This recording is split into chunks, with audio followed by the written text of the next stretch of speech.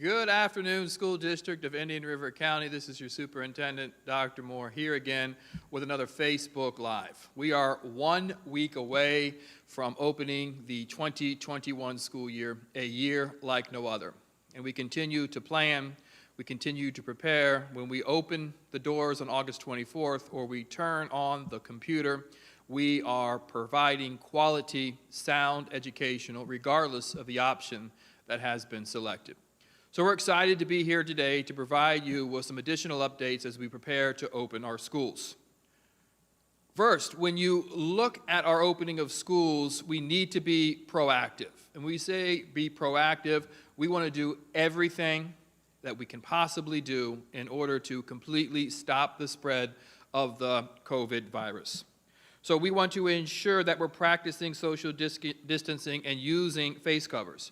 We would like for you as families to have the conversation why it isn't so important to continue to understand why masks should be worn when social distancing is not possible, why we should be washing our hands effectively, using good hygiene, and then constantly evaluating and looking for the different symptoms.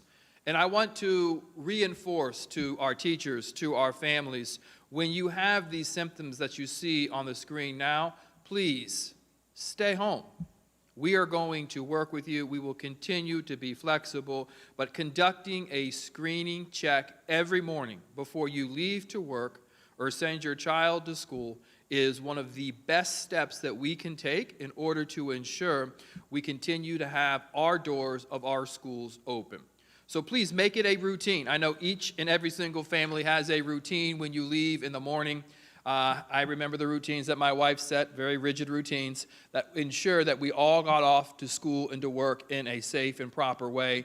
Build this symptom screening into that process. If a student is experiencing a symptom, that student should stay home. If a sibling, a brother or a sister of someone who is experiencing a symptom, they too should stay home. When you stay home, we'll encourage you to reach right out to your medical professional to seek additional support or guidance that may be needed from that health professional. Same thing holds true with our faculty and with our staff. When you experience one of these symptoms, call in, let us know. We're doing everything in our power to be on the front side of screening and symptom checks in order to ensure inside our schools we're safe, we all know what's happening, and we're providing quality instruction within each of those models. So if there are opportunities in which you need to identify, on the screen now is who to contact. Students and parents immediately call and inform your school principal when you are pending test results or received test results. So what we're asking, when you stay home because there is a symptom, you visit the doctor releases you, then you come with that typical note that you would write and you return yourself to school. If the doctor says, you know what, let's go ahead and continue to seek a test for COVID, continue to stay home, siblings would also stay home. Please let the parents know because we want to ensure that the quality of education continues and we are providing that support to you. Same thing with district staff is after experiencing a symptom, please notify your principal or direct supervisor. We're affording those 48 hours to you to complete the appropriate paperwork and then be screened by a medical professional to be released to work or tested in which you would continue to stay home. So these are very proactive steps that we're taking to protect the environments within our buildings and with our campuses. Instruction during these absences, we're planning to have these absences, but at the same time, we're not planning on instruction pausing or stopping throughout the rest of the school year. So instruction will continue. And instruction will continue through our plans that we're working, contingency lessons as we're calling them. So our teachers will be creating contingency lessons. Our teachers will continue to be trained on Canvas this week. Students will be informed by their teachers what to do if there is a quarantined or closure moving into the school year. So if a student is absent, the student will know exactly where to go and how to access and continue their education with no break in instruction. So this week, a great deal of training continues, and the volume of training that we're providing for our teachers and the growth of our teachers are two things that we need to highlight and celebrate. Our teachers have been extremely willing to learn new organizational behaviors, new skills in order to ensure that we're ready. Some of that training today is preparing for these contingency lessons that will be available, as well as making sure students understand how to access Canvas when that opportunity arises, or if that opportunity arises. So we will be ready when that happens.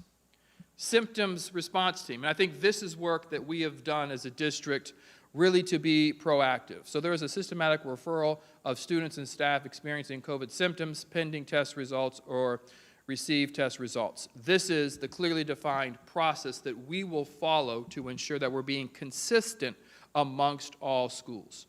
In order to ensure that this is a smooth communication process between ourselves, the families and teachers impacted, as well as the health department, we've designed our own district-level leadership team. This is a COVID response team who will be in constant contact with the health department and the school leadership team, collecting the needed information in a very quick way, making sure we have that information available so we can define when, if, and where, and who needs to be quarantined if given the case. So a very proactive approach to collect the information, a very proactive approach of knowing where students are sitting in classrooms, a very proactive approach of knowing what staff had interacted with which students. So we'll have the information available to move swiftly through the identification as to who needs to quarantine and how long they will need to quarantine. On the screen now, it's a lot of information, but we're looking at different quarantine types.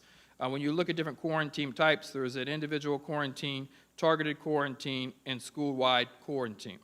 Because we'll have the information available, and because we're doing everything we can to stay home when symptoms are being displayed, we will be very vigilant in implementing this process that you see in front of you. We will do the work that is necessary to make the appropriate notifications, and we'll talk about that in the coming slides. So individual quarantine, if you are experiencing symptoms or someone in your household is experiencing symptoms, that would be who would self-individual quarantine. That's notifying the school, walking through that particular process. And that would be for 96 hours. If a targeted quarantine, this is upon a confirmed case, we do the contact tracing in partnership with the health department.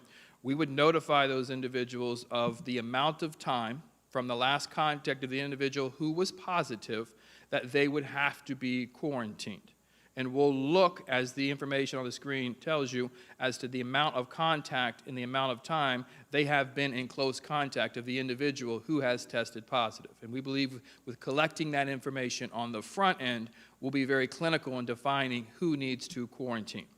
And then we have established a protocol that we will be using to determine or begin the conversation with the health department regarding school closure. And as you see, 5% of students and staff or 20% of school-wide based staff with a COVID-19 positive result. And that information or those numbers will vary from school to school based on the size of the school and the number of individuals who are doing option 2 or option 3. But we think it's important to have that information available to begin the conversation. And how will you be contacted? I think that's important information to know as well. We will contact, individuals will make contact with those who have to self-quarantine. We think it's important to have a voice that can respond to questions, has the information available regarding the length of time of the quarantine, regarding where to access your contingency plans, your lessons that may be, so everyone understands moving into a quarantine how to access, continue my employment or continue my schooling, as well as the length of time in which you will be quarantined and when you can obviously return to school. Same time, if a quarantine takes place in a school community, in a school, you will not receive a communication from a phone call from an live individual, but you will receive communication that there has been a positive case, the appropriate measures have been taken, and it's clear for your son or daughter to return to school or an employee. So we will be transparent up front, both in regards to individuals that need to quarantine, as well as ensuring everyone in the community, in that school community, understands that there has been a case, the appropriate steps and measures have been taken, the appropriate individuals have been identified, and it is safe for you to return to school. In the coming days, this is a busy week. This week we are conducting our virtual orientations. We've added an additional day for those orientations going into Wednesday of this week. So if you are in one of those virtual orientations and you haven't heard from the school yet, that's okay. You'll get that information today going in tomorrow morning, and it may be scheduled for Wednesday. We just want to ensure that we are providing that individual attention to you. We know you'll have questions, and we want to have the time available to you in order to ensure that you have that opportunity to ask those questions and receive those answers. I've had the opportunity to visit over half of our schools over the last week and a half. I am very encouraged with what I see. Our teachers, our administrators are in this. They are doing everything that needs to be done to provide quality education to our children. This is going to be an extremely different school year. There are still a number of unknowns that we're walking into on August 24th. We have done a great deal of planning to be prepared for all of the what-if scenarios. As a community, we continue to build confidence regarding the work we have done to minimize COVID in our community. And those numbers continue to be encouraging. But as we open schools, we want to continue to see those numbers decline, which means we will social distance. We will wear a mask when social distancing is not possible in our schools. We will work together. We'll hold each other accountable to ensuring that the social distancing, proper hygiene is taking place in order to move through this together. So absolutely outstanding work done by all. If there are additional questions or concerns, I would encourage you to reach out to your principal. That is your first line of response. They will make sure you have the answers that you need. If not, always, my email is available to you. Visit our website. I will respond. We will get this right because we are SDIRC stronger together. Thank you. God bless.